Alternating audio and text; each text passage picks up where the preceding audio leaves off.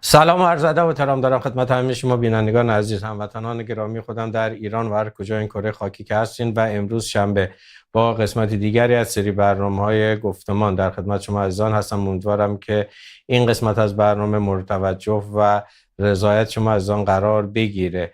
حتما در روزهای گذشته اخبار رو دنبال کردین، اخباری در رابطه با مذاکراتی که در جریان هست بین جمهوری اسلامی و آمریکا به میانجیگری کشورهای مثل پاکستان و قطر و مهلت یا در واقع اون بازه زمانی 3 روزه‌ای که آقای ترامپ داده که احتمالاً تا فردا این مهلت به پایان میرسه و آقای ترامپ تهدید کرده که اگر تا فردا این مذاکرات به نتیجه نرسه و آنچه که آمریکا خواستارش هست جمهوری اسلامی تن به اون نده، حمله دیگری رو، حمله نظامی دیگری رو در رابطه با ایران اقدام خواهد کرد. از طرف جمهوری اسلامی هم مدعی هست که در جنگ 44 روزه پیروز میدان بوده و مدعی هست که طرفی که باید نظرات و شروط خودش رو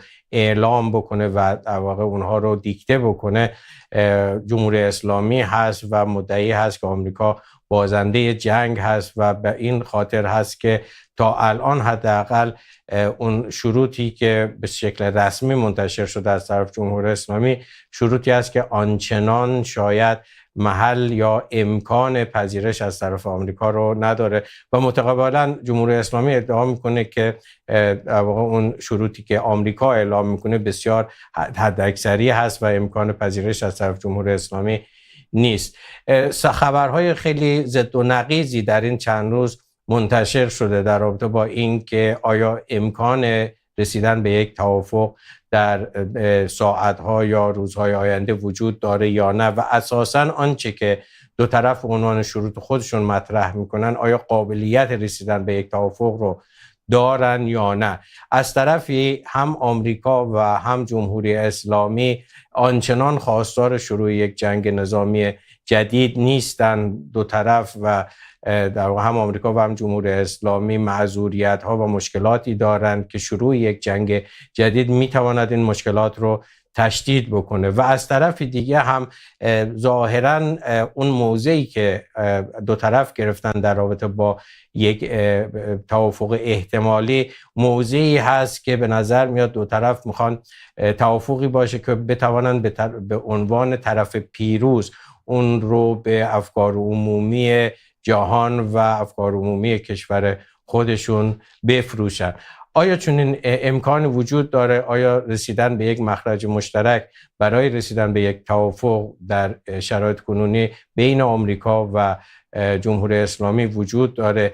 چه در واقع موانعی در پیش رو هست؟ صحبت‌هایی هست که مسئله هسته‌ای و اورانیوم غنی شده‌ای که در ایران هست یکی از مسائل بسیار جدی و یکی از چالش‌هایی است که دو طرف هنوز نتونستن در رابطه با اون به نتیجه گیری و نتیجه قابل قبولی برسن. علی‌الحال نقش اسرائیل در این رابطه چه هست؟ اگر آمریکا قصد و اراده‌ای برای رسیدن به توافق با جمهوری اسلامی ایران داشته باشه آیا اسرائیل زیر بار این توافق خواهد رفت؟ اگر نرود احتمالاً چه گزینه‌هایی پیش روی اسرائیل هست در رابطه با این که بخواد اونچه که تهدید جمهوری اسلامی مینامد یا نامیدر رو مرتفع بکنه یا به شکل اون رو رفع بکنه؟ آیا اسرائیل به تنهایی امکان این رو داره که عملیات یا عملیات‌هایی رو در رابطه با جمهوری اسلامی و ایران انجام بده در سطحی که بتونه این تهدید رو برطرف بکنه یا نه؟ تمام این مسائل رو امروز قرار هست که در خدمت شما و با حضور کارشناسان عزیز برنامه جناب آقای دکتر بهروز بیات تحلیلگر سیاسی و جناب آقای دکتر کوروش پارسا تحلیلگر و فعال سیاسی صحبت بکنیم. سلام و عرض ادب دارم خدمت هر دوی شما بزرگواران و مهمانان عزیز و سپاسگزارم از اینکه دعوت برنامه گفتمان رو پذیرفتین. آقای دکتر بیات اجازه میخوام از شما شروع بکنم. یکی از مسائلی که الان حداقل ادعا میشه که برای دو طرف به عنوان یک چالش هست، مسئله هسته‌ای و اورانیوم غنی شده 60% هست که آمریکا ادعا میکنه یا در واقع این انتظار رو داره که از کشور خارج بشه، یا به آمریکا بیاد یا به یک کشور ثالث، و جمهوری اسلامی پاروش رو در یک کفش کرده که به هیچ عنوان این اورانیوم غنی شده رو از کشور خارج نخواهد کرد. چقدر فکر میکنین اینها، این ادعاها در واقع اون موضع حداکثری هستند و در یک مذاکره با بدبستانها قابل مرتفع شدن هست، و چقدر فکر میکنین واقعا دو طرف نیازمند این هستن به دلایل مختلف که روی این موضوع خودشون پافشاری بکنن؟ بله، با سلام بر شما و آقای پارسای عزیز و بینندگانتون، مخاطبانتون. نگاه کنید، صحبت هایی که میشه واقعا رو اونا نمیشه حساب بکنی.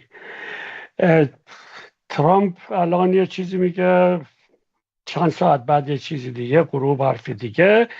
از طرف جمهوری اسلامی هم که دقیقا معلوم نیست کی حرفی برای زدن داره، کی اجازه صحبت کردن و تصمیم گرفتن داره. بر مبنای این صحبت ها نمیشه قضاوت کرد، اما به نظر من تا حدودی بر مبنای واقعیت های روی زمین میشه قضاوت کرد. این به طور کلی منظورمه. در مورد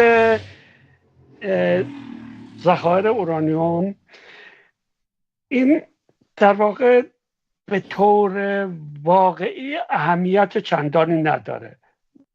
توضیح خواهم داد مختصراً. اما به این لحاظ اهمیت داره که ترامپ به بهانه تهدید هسته‌ای ایران، جمهوری اسلامی تهدید عاجل هسته جمهوری اسلامی وارد جنگ شده. از این نقطه نظر موضوع هسته‌ای و به نحوی فیصله دادنش براش اهمیت داره. این از طرف ترامپ. از طرف جمهوری اسلامی هم موضوع غنیسازی به یک موضوع حیثیتی تبدیل شده. الان به طریق اولا به یک موضوع حیثیتی تبدیل شده. چرا اینو میگم به طریق اولا؟ زیرا که جمهوری اسلامی به طور واقعی الان دیگر امکان غنیسازی ندارد، یعنی تأسیساتش نابود شدن. به طور جدی ممکنه یه جاهایی یک سانتریفوژهایی به طور مخفی داشته باشه، ممکنه، طبیعتا نمیتواند به تعداد زیاد باشد، ولی اونم به درد این که بخوای از این اورانیوم 60% غنی شده به سرعت به 90% ببریش که بشه باش بمب سازی، این امکانی نداره. آنچه که میماند در وجه قاله موضوع حیثیتیه، یعنی حیثیت در مقابل حیثیت قرار گرفته، ولی این یک سطح معینی از مناقشه است. موضوع اصلی به نظر من اینه، هم واقعیت روی زمین که میبینیم که امریکا و اسرائیل سعی کردن که جمهوری اسلامی رو و بعد نتیجتاً ایران رو دچار آشوب بکنن. حالا کاری که صورت گرفته، جمهوری اسلامی همه اقتصاد دنیا رو یا بخش قابل توجه اقتصاد دنیا رو دچار آشوب کرده و این وضعیتی نیست که بتواند استمرار داشته باشه. از این نقطه نظر این اطلاعاتی که میرسه که ظاهراً توافق خیلی نزدیکه و به نظر هم میآید که توافق روی این نکات که برشمردم، مثل اورانیوم غنی شده یا تعلیق غنیسازی، اجالتا نخواهد بود. اگر تا حدودی که من تحقیق کردم، بلکه اول موافقت‌های اصولی در مورد اینکه اون مشکلات روی زمین را بردارن، مثلا باز شدن تنگی هرمز، مثلا از میان برداشتن محاصره بندرهای جمهوری اسلامی و پاره درخواست‌های دیگر که در حال باید هر دو با هم امتیاز بدن. در وجه اول به نظر میاد به اینا پرداخته بشه بلافاصله و وقت مثلا در فاصله 60 روز به اون موضوعات بعدی. از این نقطه نظر من بر این باورم که واقعیت روی زمین هر دو طرف رو تحمیل میکنه به هر دو طرف که به یک توافقی دست بیابن. این هیچ وقت محرز نیست. ما با کسانی سر کار نداریم که خیلی بر مبنای راسیونالیته کار میکنند و ما دیدیم. از این لحاظ این برداشت رو خب اندکی نسبی میکند، اما به نظر من در تحلیل نهایی آنچه که خود را تحمیل خواهد کرد واقعیت روی زمین است. بسیار سپاسگزارم آقای دکتر پارسا. خیر مقدم مجدد عرض میکنم خدمت شما و ممنونم از اینکه وقت خودتون در اختیار برنامه گفتمان گذاشتید. آقای پارسا نظر شما چه هست؟ خیلی خبرهای ضد و نقیضی منتشر میشه. برخی سفر آقای آسمونی رو فرمانده ارتش پاکستان به ایران رو نشان دهنده قطعی شدن حداقل اون توافق اولیه میدونن، برخی در واقع خروج زودهنگام اون رو نشانه ناکامی میدونن. اما به گفته آقای دکتر دو طرف در یک شرایطی هستن که به یک توافق نیاز دارن. چقدر شما با توجه به که فردا هم ظاهرا اون ضرب الاجل آقای ترامپ تمام میشه، چقدر فکر میکنین شانس رسیدن به یک توافق برای دو طرف وجود داره؟ خب اولا سلام به شما جناب آقای نخل احمدی، سلام به دکتر بیات گرامی و بینندگان شما.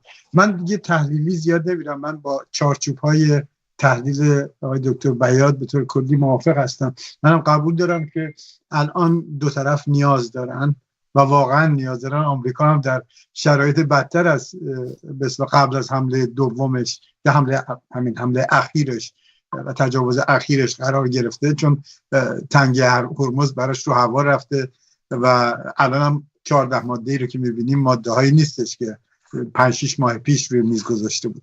ماده هاییه که بیشتر ایران در واقع حکومت اسلامی بهش به یک نوعی تعمیل کرده و الان به هر صورت در فضای آمریکا ترامپ زیاد خوشحال نیست، چون بهش کماکان همه بهش گفتن که جنگ نظامی رو بردی ولی از لحاظ استراتژیک یه شکست کوچولویی خوردی. حالا من کوچولوچم اضافه کردم و این رو زیاد به اصطلاح روحیات ترامپ نمیخوره که شکست خورده باشه در یک زمینه خاصی و عصبانی. ولی در لحظه حاضر همونجور که واقعا همونی که داریم میبینیم، آکسیوس هم داریم، به نظر من آکسیوس خوب داره گزارش میکنه، الان مذاکره خیلی جدی نزدیک هستن به هم دیگه، هم نزدیکن. به قول ترامپ 50-50 است، ممکنه بزنه به سرش، امکانات فراهم کرده حمله هم بکنه، بزنه به سرش سر یه نقطه، ولی روشنه که عاصم امیرم که شما گفتیم رفته بود و الان هم در ساعات گذشته ایشون با همه رهبران صحبت کرده، قطر، عربستان، این چیزی که آکسیوس داره گزارش میکنه، مصر، همه داره یعنی یک فشار فزاینده‌ای از اون کشورها هم هست. اونا بیشتر دوست دارن که مذاکره به نتیجه برسه، فکر میکنم همه دارن لابی میکنن و خودش هم گفتش که در چیزش در دیروز که جلسه داشتن نصفشون طرفدار جنگن، نصفشون طرفدار به اصطلاح قرارداد هستن، چیز هستن. و صحبت‌های آقای دکتر بیات هم ما نگاه میکنیم که از یک طرف تنگه رو میزه ولی غنیسازی اصلش روی میزه. فکر میکنم یک نوع تعلیق 15-20 ساله رو شاید پذیرفتن، ولی همشون، خود ترامپ هم تکرار میکنه که و روبیو هم تکرار، روبیو آخرین صحبتایی که کرده میگه که نزدیک هستیم، بعد دوباره جمله بعدی میگه که ما تنگه هرمز رو باز نگه می‌داریم، ما اون کار میکنیم، ایران اصلی نمیشه و غیره. یعنی همون صحبت‌های چارچوب کلی تحلیلی آقای دکتر بیات من ازش خارج نمیشم. نتیجه گیری هم که الان داریم میکنیم در لحظه حاضر همونجوری که خودتونم گفتین زمانهای تصمیم گیری عروسی پسرش هم نرفته آقا، نشسته تو کاخ سفید که به قول معروف این تصمیم‌ها رو بگیره و به قول خودش 50-50 است. ولی من واقعا فکر میکنم که امیدوارم اشتباه نکنم، احتمال توافق نسبی شاید یه خورده بیشتر بالاتر از 50% باشه به خاطر منافع ملی ایران، مردم ایران و به خاطر اینکه دوباره وارد جنگ نشیم. من ترجیح میدم که خوشبین باشم. یه خورده شاید احساسی دارم خوشبین میشم، ولی هر امکانی وجود داره. سپاسگزارم. آقای دکتر بیات، ممنونم. آقای دکتر بیات، خب آقای ترامپ از برجام در واقع خارج شد، این رو یک قرارداد تأسف‌بار نامید. خب خیلی ملامت کرد آقای اوباما رو، آقای بایدن رو، و خیلی هم میگن که هر توافقی بخواد با جمهوری اسلامی اعلان بکنه باید یک سرگردن از برجام بالاتر باشه یا قوی‌تر باشه تا بتونه حالا به هر حال آقای ترامپ به هر حال به لحاظ حیثیتی بتونه اون رو ارائه بده. آیا به نظر شما در مجموع، حالا اگر اون توافق اولیه انجام بشه بعد از 60 روز روی مسئله هسته یا هر مسئله دیگری، در مجموع الان این توازن و قدرتی که بین دو طرف هست در حوزه‌های مختلف، شاید که در حوزه اقتصادی و نظامی دست برتر داره، که در حوزه ایجاد آشوب و ناپایداری دست بالاتر، در مجموع آیا آقای ترامپ میتونه امیدوار باشه که یک قرارداد یا یک توافق جامع‌تر، حتی به اندازه یک بند انگشت بالاتر از برجام رو از جمهوری اسلامی بگیری یا نه؟ من امیدوارم که یه توافق جامعی بشه، واقعا که به این کشمکش‌ها و این مشکلاتی که در طول این چندین سال چندین دهه داشتیم پایان بده. امیدواریم که چنین بشود، اما بعید میدانم که یک توافق واقعا نهایی خیلی دقیق صورت بگیره. به نظر من ترامپ اون شانسش هم دست داده که یک موافقتی بکنه با جمهوری اسلامی که بهتر از برجام باشه، بهتر از آنی باشد که اوباما کرد.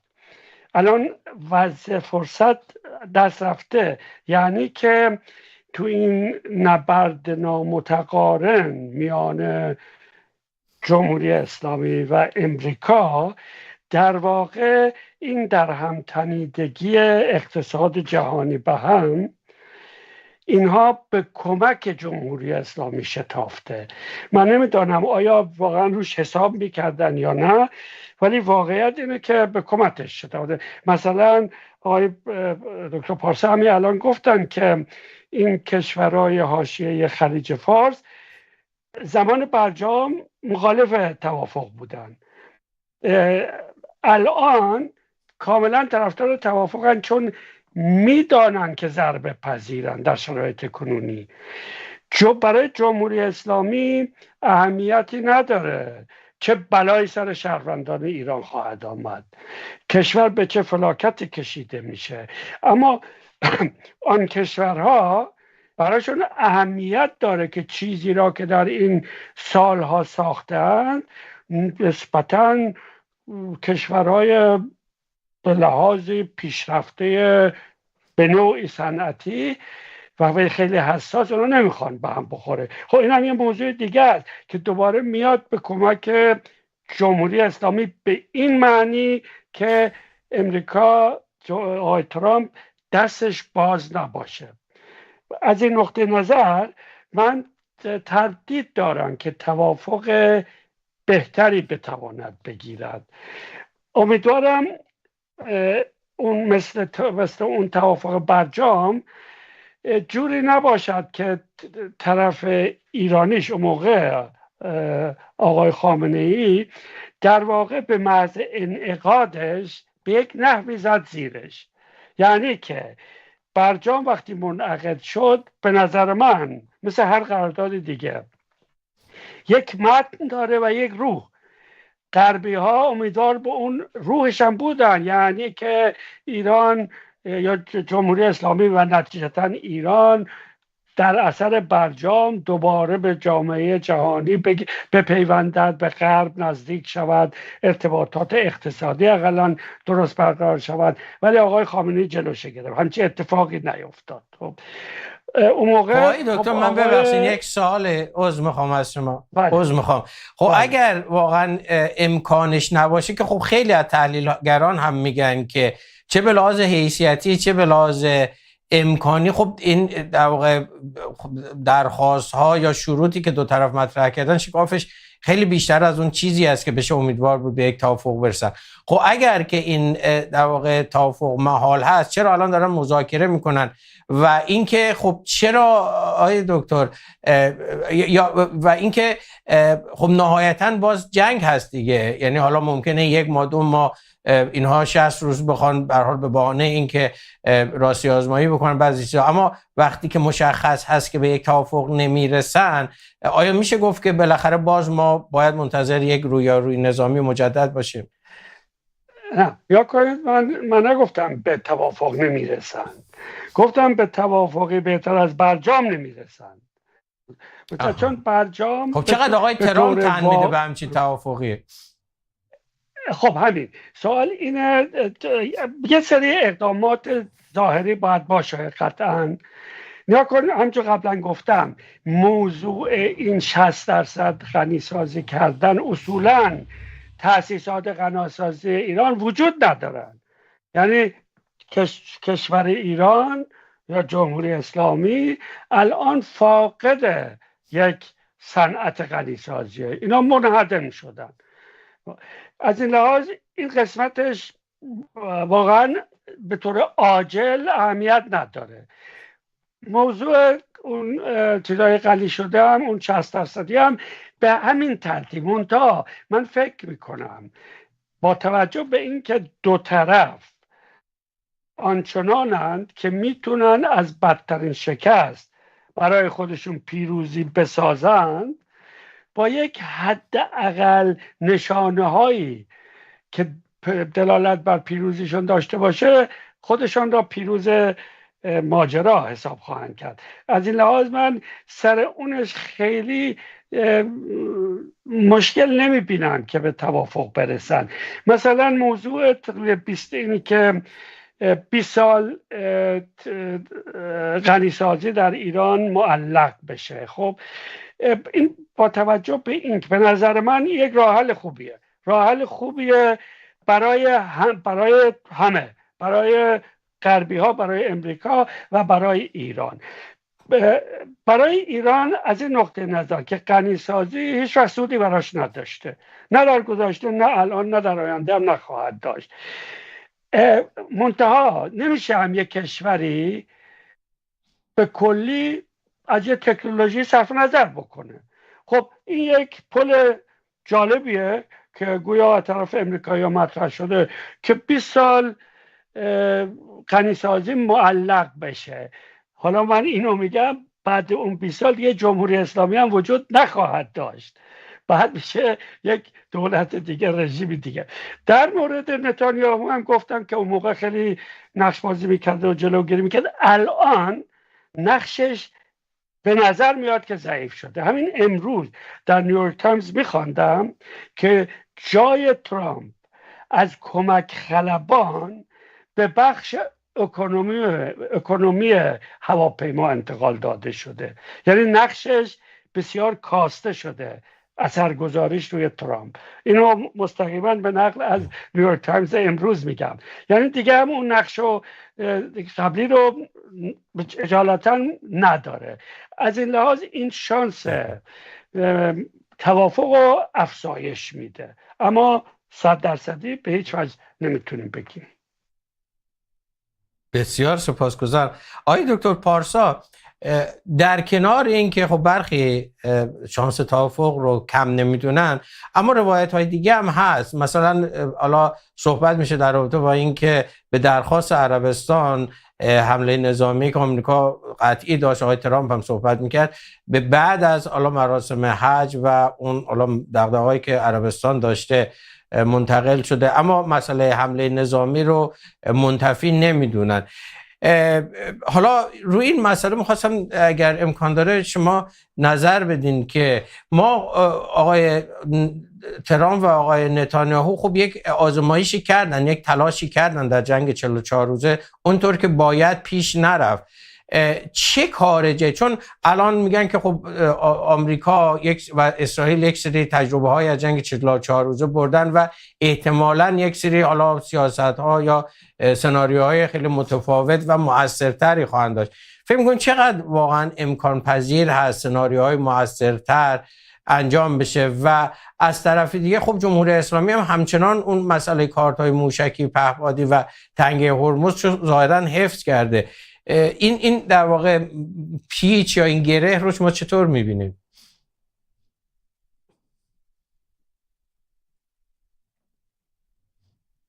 با پوزش من برای اینکه صدای اذیت نکنه قطع میکنم.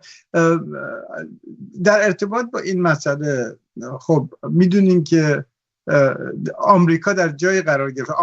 در مورد اسرائیل من صحبت آقای دکتر بیات رو منم به نظر منم همین جوری شده، صحبتم کردن 2-3 روز پیش، مثل اینکه راضی نرفته، نتانیاهو خیلی زیاد راضی نیست و توی صحبت‌های جسته گرفتش که میکنه اصلا ترامپ میگه که اصلا اون هر کاری من دلم میخواد میکنه، این رسما میگه، یعنی تقریبا خیلی رسمی و چیز علنی میگه که این پادوی منه و اصلا هیچ کاری رو غیر از تصمیم من انجام نمیده، که مشخصه که در لحظه حاضر هم نمیخواد این حمله نظامی. چند تا حتما طرح بهش دادن، اگر طرح‌هایی که به چیز داده باشن احتمال زیاد اگر برن با یک چیزی نگاه، یه قسمتش اینه که کار نتانیاهو، اون چیزی که نتانیاهو میگه انجام بشه، زیرساخت‌های انرژی و زیرساخت‌های مختلف ایران رو بزنن، که این رژیم رو من نمی‌کنم خودشون هم باید بهشون بگن ضعیف نمی‌کنه، مردم رو ناراحت میکنه و اصولا به منافع ملی ایران ضربه میزنه، ولی رژیم رو من فکر نمی کنم حرکتی بده. حتی اگر دور دوم برن مجتبی و کسای دیگر رو بزنن، تجربه دور قبل نشون داده که به همین سادگی نیست و این دوچار تشتت در درونش نمیشه، چون فقط در دوران جنگه که در دوران جنگ برعکس اینا متحد میشن، همبسته میشن، خودشون رو نگر میدارن، در نتیجه دوباره بازگشتن به اون استراتژی سرنگونی. آقای دکتر پارسا ببخشید، بعد من همینجا یک در واقع پرانتز باز کنم. یک مقاله مطلبی رو دیروز روزنامه اسرائیل هیوم نوشته بود در رابطه با مسئله این که آمریکا و اسرائیل حالا مثل جنگ 44 روزه که موقعیت برای زدن علی خامنه‌ای پیش آمد، در انتظار در واقع اون موقعیتی هستن که این در واقع حالا ما واقعا نمیدونیم راستی آزمایی بکنیم، یعنی یک ادعایی بوده که مطرح شده که مجتبی خامنه‌ای رو بتونن بزنن و حالا تحلیلشون بر این بود که مجتبی خامنه‌ای به هر حال پسر علی خامنه‌ای بود، در هر حال روابطی داشت در ساختارهای امنیتی، در ساختارهای سیاسی و جانشینیش آنچنانی که باید خصوصا در شرایط جنگی چالش زیادی ایجاد نکرد. اما اگر مجتبی خامنه‌ای حذف بشه، کسان دیگری که وصل نیستن به این بیت، جانشین اونها در واقع چالش‌های ایجاد خواهد کرد که باعث میشه که در ساختار قدرت این اختلافات در واقع مهرس‌تر بشه، رو بیاد و حتی در واقع شرایط ایجاد بشه که خیلی جدی بشه اختلافات. چقدر شما همچین سناریویی رو فکر میکنین میتونه درست باشه؟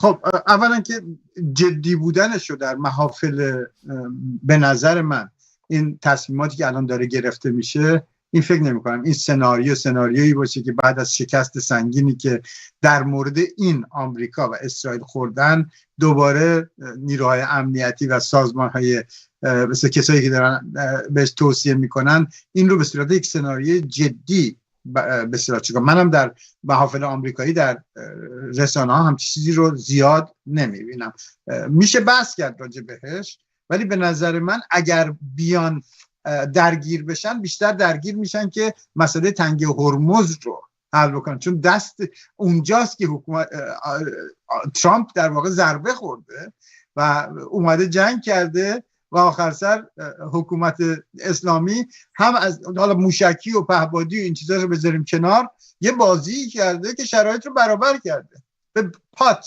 حداقل به یک شرایطی گذاشته که چیز کرده که دنیا اقتصادش تحت تاثیر این تنگی هرمز و از طرف دیگه خب حکومت اسلامی و آمریکا هم بلوکیت کرده، ولی ایران هم داره یک مسیر رو مشخص کرده و داره کارش انجام. البته وال استریت جورنال دیروز خبر داد، دلیلی که حکومت اسلامی هم مجبوره اینه که وال استریت جورنال گزارش داد که صادرات ایران هم خیلی کم شده، در نتیجه فشار اقتصادی که رو ایران داره میاد هم سنگینه، در نتیجه دو طرف نیاز دارن. این بحث پایه‌ای امروزه که دو طرف نیاز دارن با هم سر میز مذاکره هستن، به امیدواریم که به نتیجه هم برسه. البته نقد خودمون رو به حکومت داریم و میتونیم جداگانه بحث کنیم، اینکه توان نداره و تمام این مسائل رو من نمیخوام واردش بشم، میخوام دور و بر سوال شما باقی بمونم. به نظر من اونایی که وارد بودن دیدن که این شکست، خب الان ساختار حکومت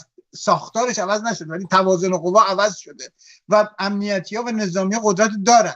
خب اینم بکشن خب یه نفر دیگه رو میگذارن، مناسبات قدرت که عوض نمیشه. به قول دوست گرامی مشترک ما، حداقل لایه بیت خیلی ضعیف شده، لایه دولت خیلی ضعیف شده، بخش نظامی امنیتی خیلی قوی تر شده.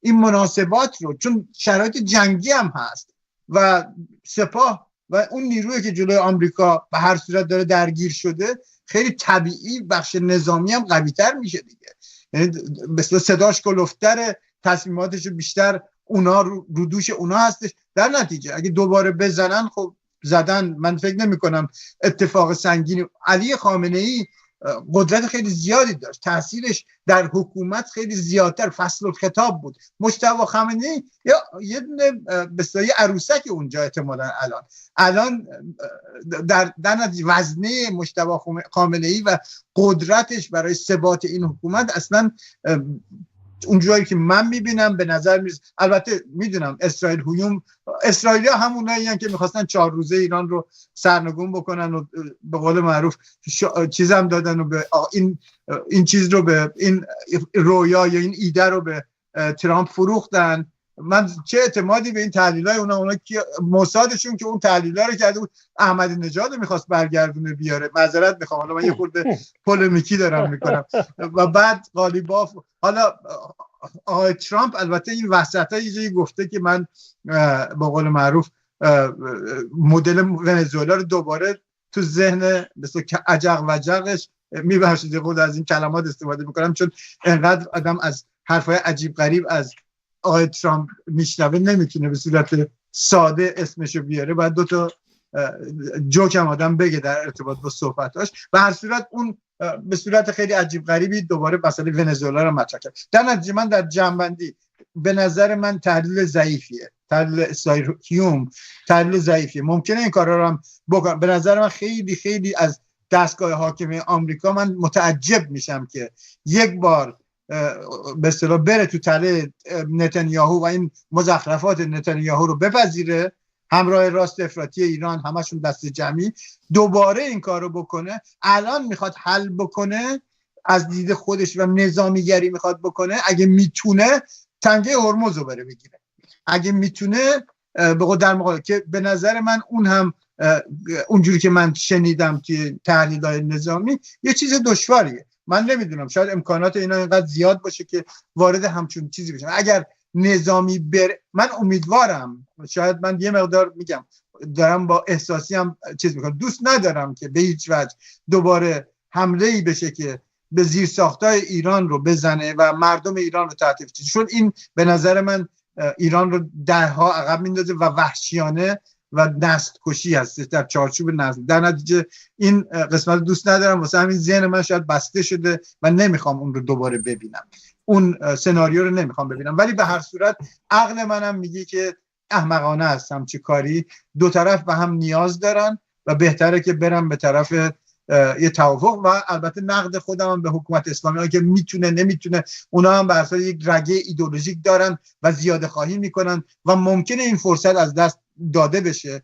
اگر از فرصت از دست داده بشه حکومت اسلامی نتونه این رو مثلا جمع بکنه و صلح نیمه پایداری رو هم به وجود بیاره، به هر صورت حکومتی که مسئولشه از لحاظ منافع ملی ایران میگم و به اصطلاح نمیتونم بگم سرنگونی براندازی، ولی واقعا انتقال قدرت اگر نتونه جمع بکنه مردم ایران در شرایطی قرار میگیرن که غیر از جمع کردن این حکومت نه راهبرد نظامی، اون راهبرد نظامی مفترضانه شکست خورده و اون بحثی راجع به اون نداریم، مثلا حاکمیت ملی ایران رو هم خدشه‌دار میکنه، همه جوره قابل قبول نیست، ولی مردم ایران حق دارن که در این مورد تصمیم بگیرن و این حکومت رو کنار بگذارن، نه اینکه الان بلندشن برن موقعی که جنگ داریم میکنیم یا بس، ولی این از لحاظ یک نوع نه تاریخی 20 ساله نه تاریخی 10 ساله ولی خیلی نزدیکتر، اگر این حکومت نتونه این مسئله رو الان حل کنه،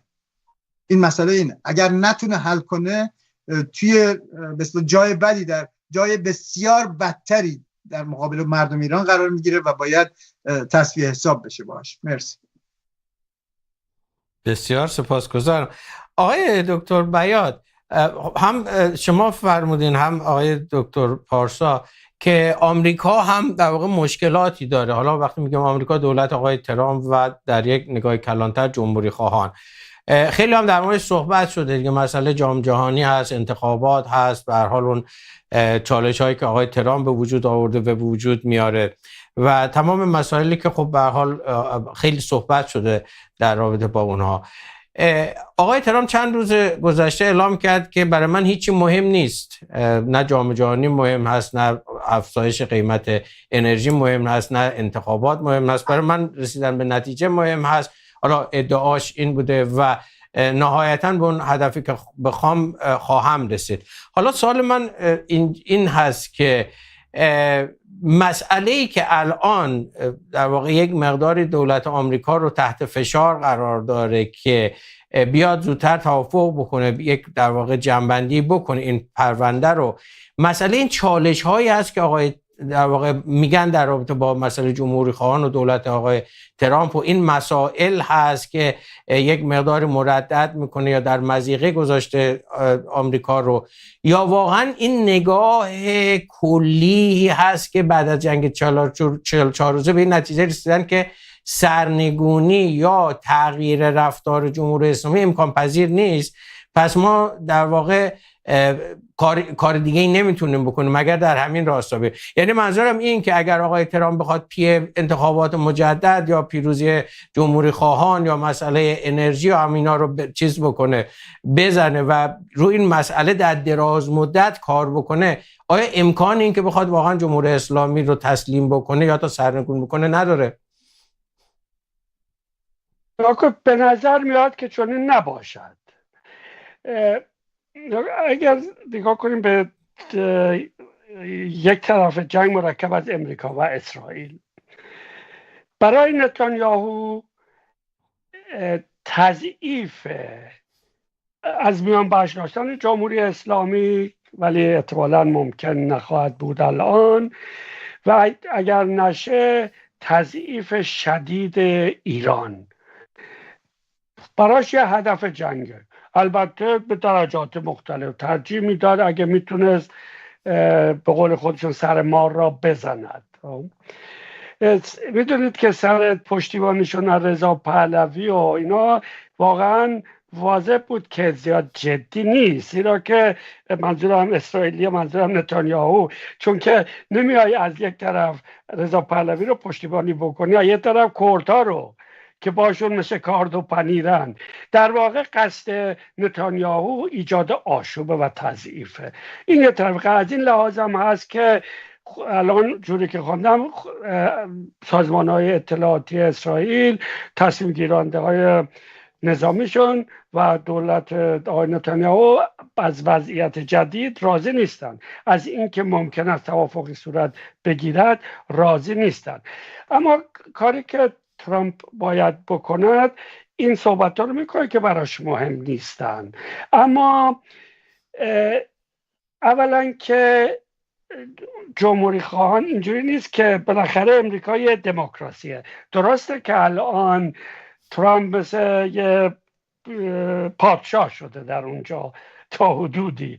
اما بالاخره اون جمهوری خواهانی که میخوان انتخاب بشن خب به آینده خودشون علاقه دارن. ترامپ هم حالا 2 سال 2 سال و نیم دیگه هست و میره، یعنی نمیتونه که بگه نه اون موضوعات برام اهمیت ندارن ولی میخوام نتیجه رو.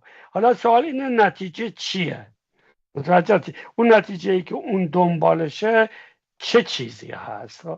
این از بعد راجبه اینم قبلا تا حدودی صحبت کردیم، این که مثلا غنیسازی در ایران معلق بشه، اینو میتونه به عنوان یک نتیجه بفروشه، یا میتونه مثلا به نحوی رسیده کردن به این اورانیوم غنی شده و 60% غنی شده، اینا همه میتونن کمک کنن. ولی همونجوری گفتم الان به نظر میاد در وهله اول به این موضوع نمیخوان بپردازن، بلکه بخوان اول یه توافقهای اولیه بکنن، نخست توافقهای اولیه که آتش بس ادامه پیدا کنه، یه سری تنگه هرمز باز بشه بدون تردید، اون محاصره اقتصادی که امریکا از بنادر ایران کرده اونا برداشته بشن، یه سری اقدامات چنینی انجام بگیرد که یه فضای مناسبی برای مذاکرات در جهت اون موضوعاتی که به نظر من بیشتر جنبه حیثیتی داره باید بپردازن. در ضمن باید بگم از طرف ایران آقای دکتر من یک سوال اجازه جمله رو تاخیر بگم. بله فوری. باید چون اهمیت داره. باید هم توجه کنیم که ترس جمهوری اسلامی هم از قدر قدرت بودن امریکا کاهش پیدا کرده. قبلا نه فقط جمهوری اسلامی، همه ما فکر میکردیم که اگر امریکایی ها دخالت بکنند و اینا دیگه سرنوشت جمهوری اسلامی با کرم الکاتبینه، ولی واقعیت همونی قبلا صحبت کردیم چیز دیگه را به ما نشان داد. این باعث میشه که ترس جمهوری اسلامی هم از یک جنگ مجدد کاهش پیدا کنه و این هم خودش کمک میکنه به این که دوباره فرض رو بر این بذاریم که جنگ دیگری صورت نگیرد. ببخشید که شما خواستید پرسشی بکنید. نه خواهش شما. یک سوال اگر کوتاه محبت کنین. آقای دکتر، آمریکا خودش یک سری چیزهایی داره دیگه، خواسته هایی داره، یک چیزهایی در واقع چارچوبی رو به هر حال مد نظرش هست که در واقع این چارچوب رو میتونه ایدئال بکنه. اما به هر حال اسرائیل هم هست، کشورهای منطقه هم الان ذی‌نفع هستن در این مسئله. چقدر آمریکا میتونه در این چانه‌زنی‌ها، در این مذاکرات دغدغه‌ها و اون خواسته‌های کشورهای منطقه شامل آمریکا رو در نظر بگیره و چقدر این خواسته‌های کشورهای منطقه میتونه خودش باز یک چالش باشه برای رسیدن به یک توافق؟ خب الان به نظر نمیاد که اینجوری باشه. غیر از اسرائیل در وهله اول اون کشورها میخوان خودشون حفظ کنن، میخوان از گزند جمهوری اسلامی مسئول بمونن و این فکر معقولی هم هست. در وهله اول این است که کشورهاشون ویران نشن، اقتصادشون به هم نخوره. از این نقطه نظر براشون اهمیت داره که یه توافقی صورت بگیره. این که دراز مدت با جمهوری اسلامی چه کار بکنن اونو به آینده موکول خواهد شد. حالا آیا جمهوری اسلامی اصولا بماند؟ من برای این باورم که اگر که محیط آرام بشود در ایران، اگر شرایط جنگی بین برود، جنبش مردمی ایران برپا خواهد خواست. این بار امیدواریم خیلی عاقلانه تر و خیلی گسترده تر و از این طریق موضوع جمهوری اسلامی منتفی بشه. امیدواریم که بعد اون کشورها هم کمک بکنه. منظورم این نیست کمک نظامی، اما کمک دیپلماتیک، انواع کمک های دیگه که ممکنه، نه که جنگ. خلاصه من وضعیت رو به این ترتیب میبینم در حال. بسیار عالی. بسیار سپاسگزارم.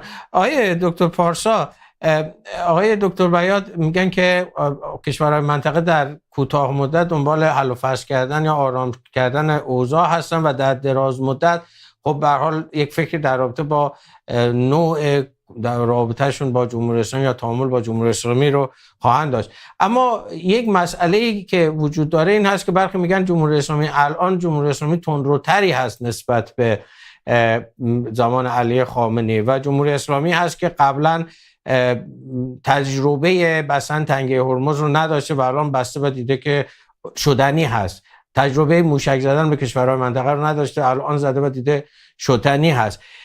چقدر در واقع این فضا اگر فرض کنید یک توافقی باشه و شرایط چیز باشه، چقدر روی رابطه جمهوری اسلامی و یا کشورهای منطقه تاثیر داره و به کدام سمت به نظر شما این رابطه خواهد رفت؟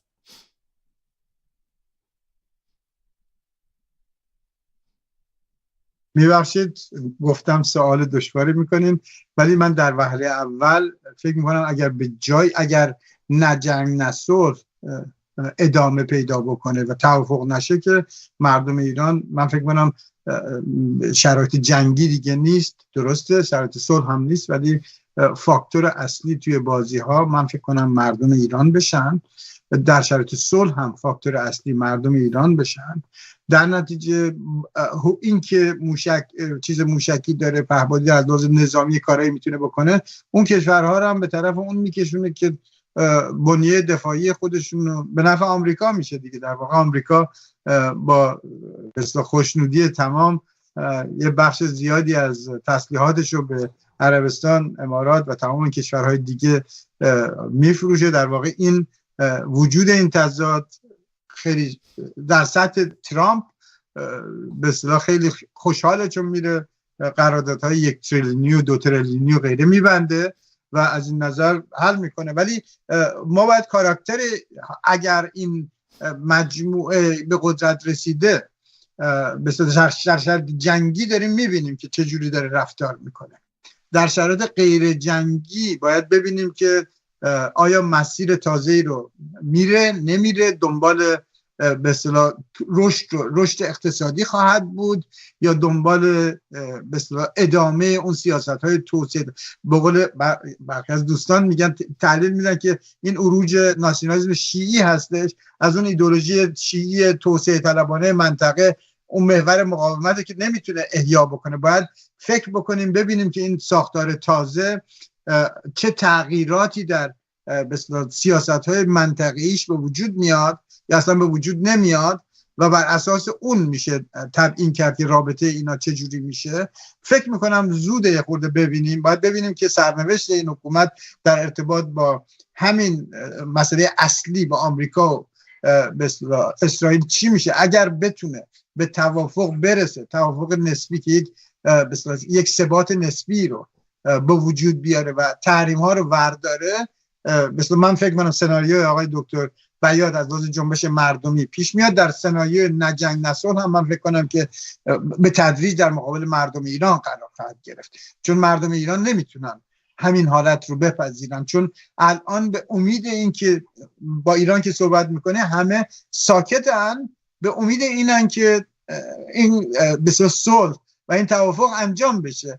اگه انجام نشه صداشون بالاست، میگن من واقعا با هر کی صحبت میکنم داره میگه که نمیتونه، کمرش شکسته و از لحاظ اقتصادی قابل تحمل نیست. مردم در نتیجه اگه مردم این رویاشون هم بشکنه، این امیدشون بشکنه که نمیتونن، هیچ اتفاقی نمیفته، فکر کنم وارد شرایط تازه‌ای میشه. یعنی حکومت وارد ترجمه با سرنگونی از طریق حمله نظامی شکست فاحش خورده. من اصلا راجع به اون صحبت، اون رفته پی کارش و اصلا با دی ان ای اکثر مردم ایران هم نمیخوره. خوشبختانه حاکمیت ملی با اینکه لحظه وحشتناک شده بود و 1404 یعنی کسانی، من این واژه 1404 رو دوست دارم استفاده کنم، اونایی که 2 میلیونی که خارج کشور اومدن و گفتن بیاین کشور ما حمله نظامی کنیم، یعنی فاجعه بودش. یه بخشی از مردم اینا از لحاظ استیصالی به اینجا رسید که بیاین به کشور ما حمله نظامی، که این مثل 57 که هممون رفتیم، اشتباه تاریخی ما این بود که دنبال نه اینکه انقلاب کردیم، آزادی میخواستیم، استقلال میخواستیم، عدالت میخواستیم، دنبال یک آخوند رفتیم.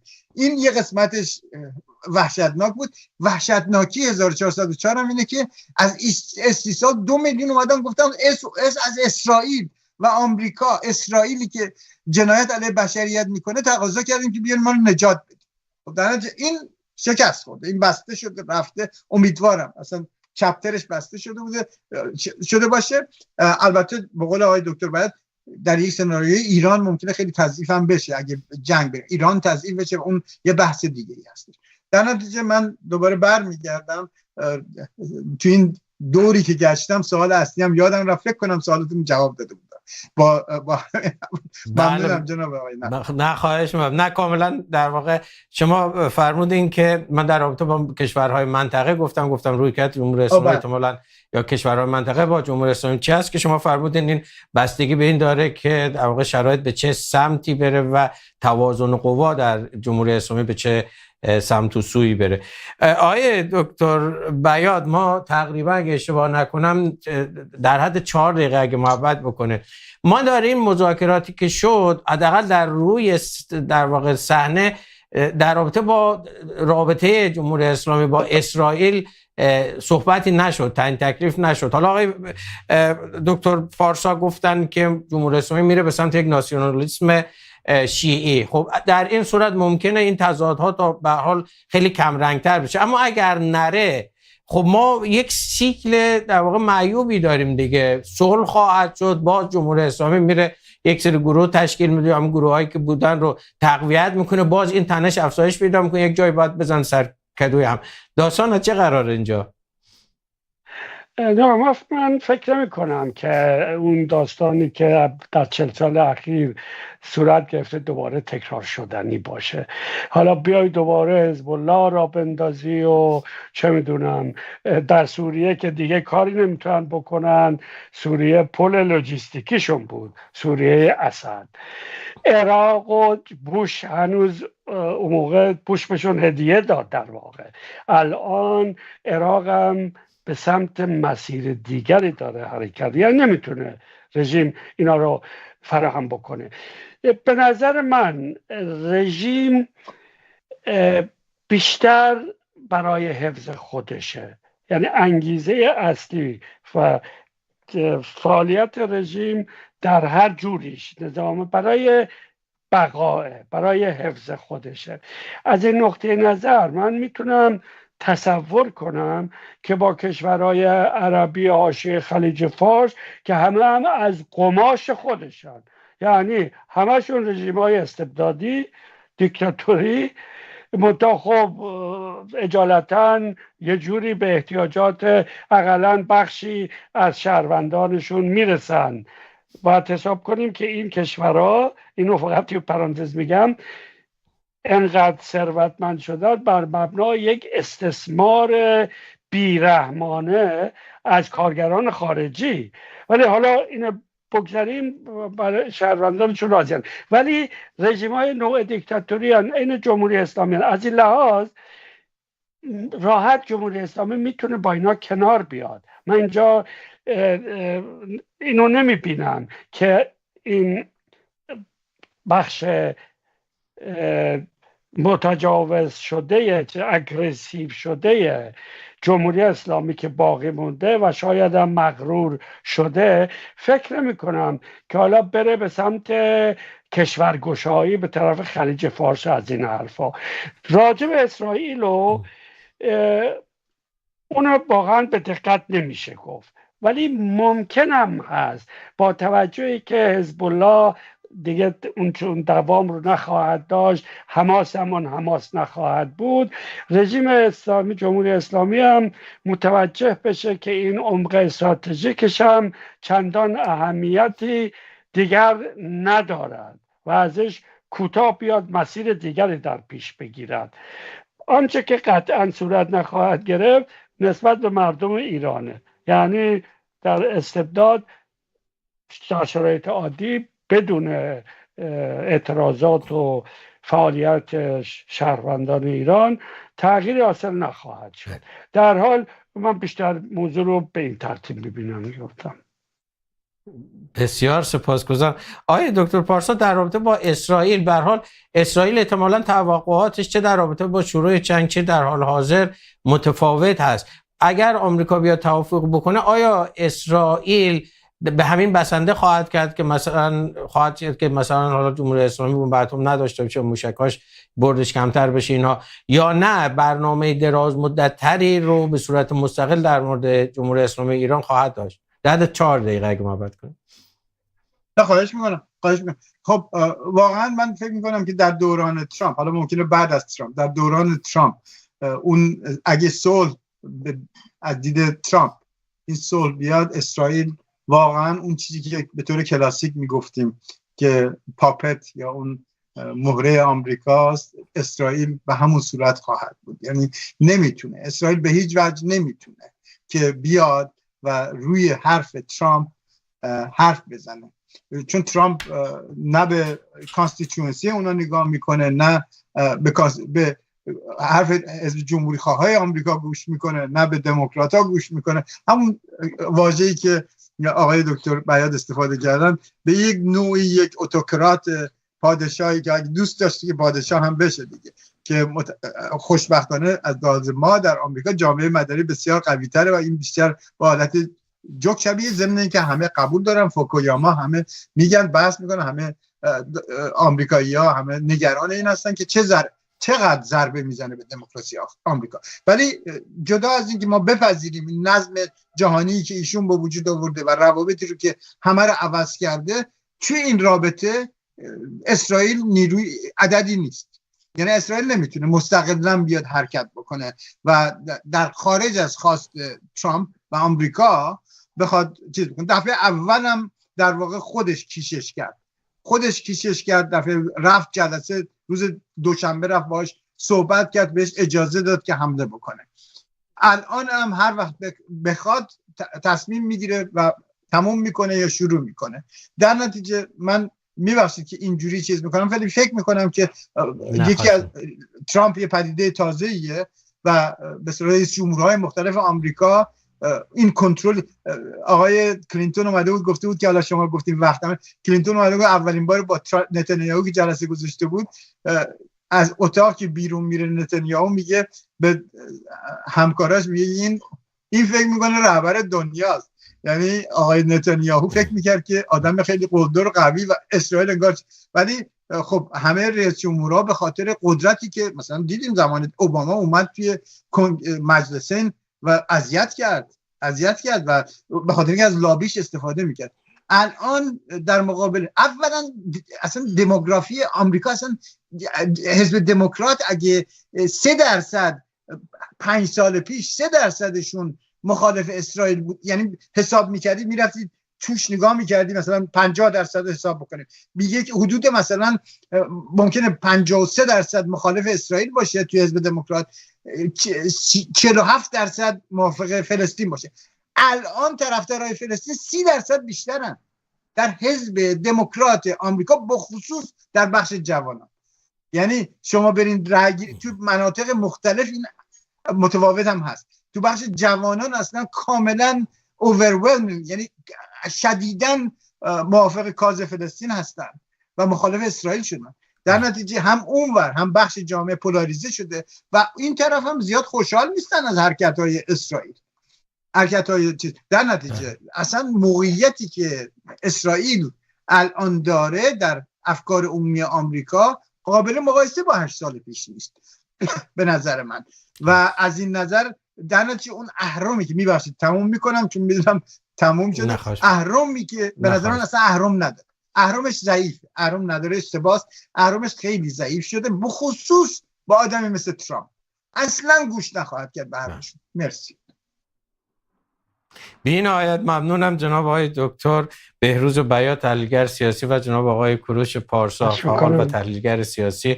متاسفانه وقت ما به پایان رسید. صحبت‌های و سوال‌های زیادی هست، هرچند که وضعیت تقریبا تا حدود زیادی بی‌ثبات هست. فردا ممکنه اتفاقی بیفته. با دو در طرفی مواجه هستیم که قابل پیش بینی نیست از طرف آقای ترامپ و از طرف دیگه جمهوری اسلامی که هر کاری و هر اقدامی از اونها برمیاد. در حال باز هم ممنونم عزیزان اساتید محترم بابت فرصتی که به این برنامه دارین. از شما خداحافظی میکنم. چون بینندگان عزیز هیچ فرصت دیگری نداریم. امیدوارم در روزهای آینده باز هم توفیق بشه در خدمت شما باشم تا برنامه دیگر. همه شما از اون رو به خداوند بزرگ و ممنون میسپارم. خدا یار و نگهدار شما.